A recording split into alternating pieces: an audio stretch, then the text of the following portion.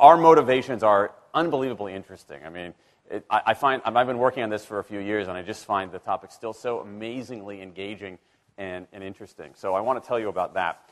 The science is really surprising. The science is a little bit freaky, okay? We are not as endlessly manipulable and as predictable as you would think.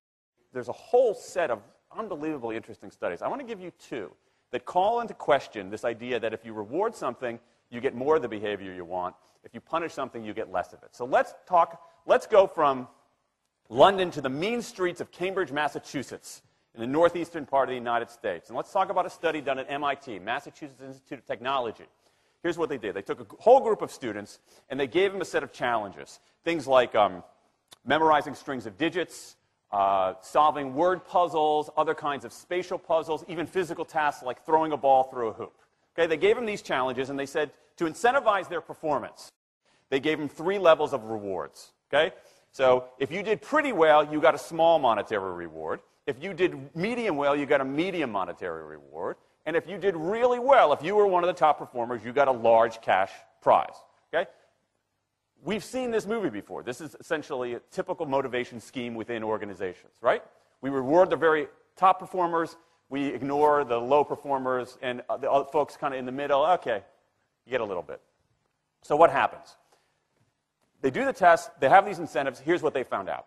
1, as long as the task involved only mechanical skill, bonuses worked as they would be expected. The higher the pay, the better their performance.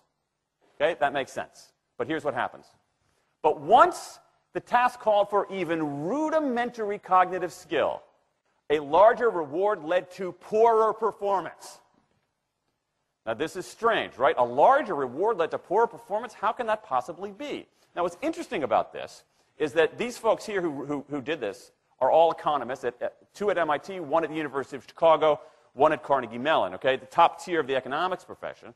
And they're reaching this conclusion that seems contrary to what a lot of us learned in economics, which is that the higher the reward, the better their performance. And they're saying that once you get above rudimentary cognitive skill, it's the other way around. Which seems like this kind of, the idea that these rewards don't work that way seems vaguely left-wing and socialist, doesn't it? It's kind of this kind of weird socialist conspiracy. For those of you who have those conspiracy theories, I want to point out the notoriously left-wing socialist group that financed the research, the Federal Reserve Bank. So this is the mainstream of the mainstream coming to a conclusion that's quite surprising. Seems to defy the laws of behavioral physics. So this is strange. It's strange finding. So what do? They say, this is freaky.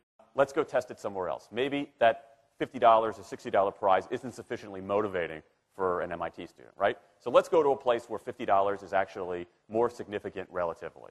Right? So let's take the experiment. We're going to go to Madurai, India, rural India, where $50, $60, whatever the number was, is actually a significant sum of money. So they replicated the experiment in India roughly as follows. Small rewards, the equivalent of 2 weeks' salary.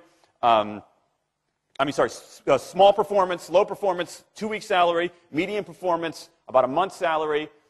High performance, about 2 months' salary. Okay, so those are real good incentives. Okay, so you're going to get a different result here. Well, what happened, though, was that the people offered the medium reward did no better than the people offered the small reward. But this time around, the people offered the top reward. They did worst of all. Higher incentives led to worse performance.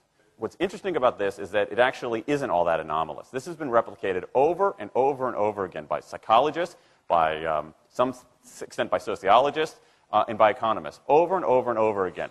For simple, straightforward tasks, those kinds of incentives, if you do this, then you get that, they're great.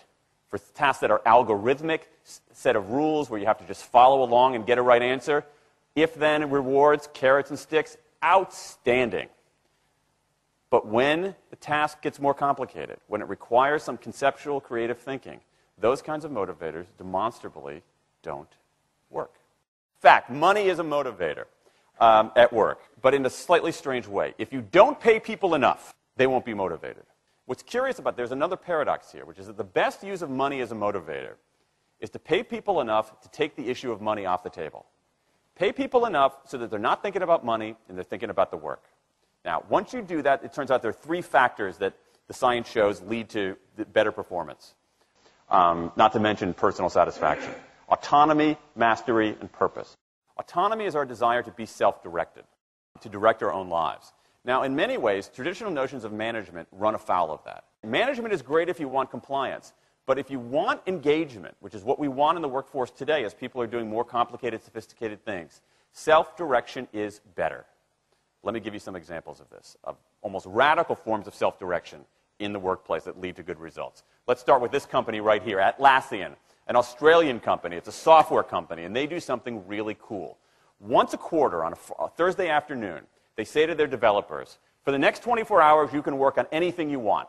You can work on it the way you want. You can work on it with whomever you want. All we ask is that you show the results to the company at the end of those 24 hours in this fun kind of meeting, not a star chamber session, but this fun meeting with beer and cake and fun and other things like that. It turns out that that one day of pure, undiluted autonomy has led to a whole array of fixes for existing software, a whole array of ideas for new products that otherwise had never emerged.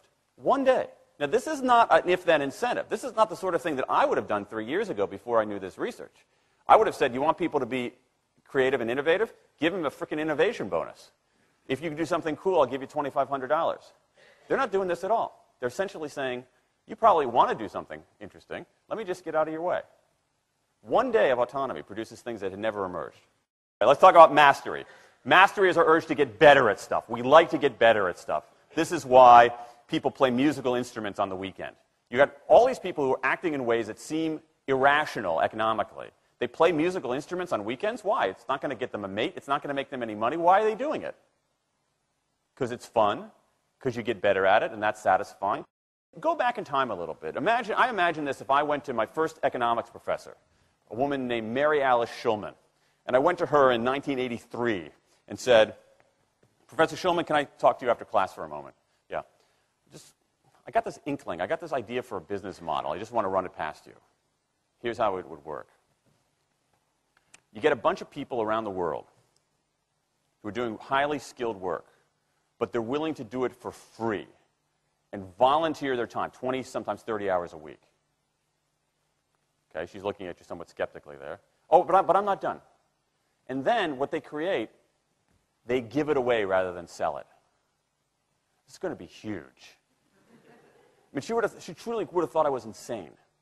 Okay, it seemed to fly in the face of so many things. But what do you have? You have Linux powering 1 out of 4 corporate servers in Fortune 500 companies, Apache powering more than the majority of web servers, Wikipedia. What's going on? Why are people doing this? Why are these people, many of whom are technically sophisticated, highly skilled people who have jobs?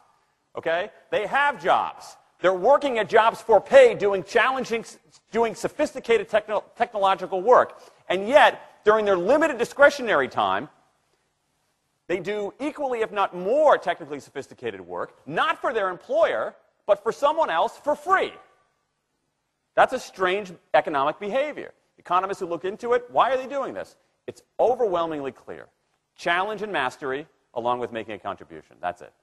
What you see more and more is a rise of what you might call the purpose motive, is that more and more organizations want to have some kind of transcendent purpose, partly because it makes coming to work better, partly because that's the way to get better talent. And what we're seeing now is, in some ways, when the profit motive becomes unmoored from the purpose motive, bad things happen. Bad things ethically sometimes, but also bad things just like not good stuff, like crappy products, like lame services, like uninspiring places to work. That when the profit motive is paramount, or when it becomes completely unhitched from the purpose motive, it's just, people don't do great things. More and more organizations are realizing this and sort of disturbing the categories between what's profit and what's purpose. And I think that actually heralds something interesting. And I think that the organizations that are flourishing, whether they're profit, for profit, or somewhere in between, are animated by this purpose motive. Let me give you a couple of examples. Here's the founder of Skype. He says, our goal is to be disruptive, but in the cause of making the world a better place.